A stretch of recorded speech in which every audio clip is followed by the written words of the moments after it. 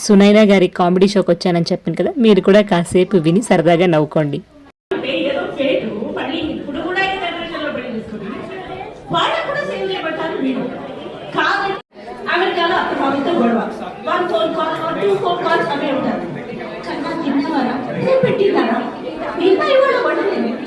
నేనైతే ఈ ప్రోగ్రామ్కి ఒక్కదాన్నే వెళ్ళానమాట.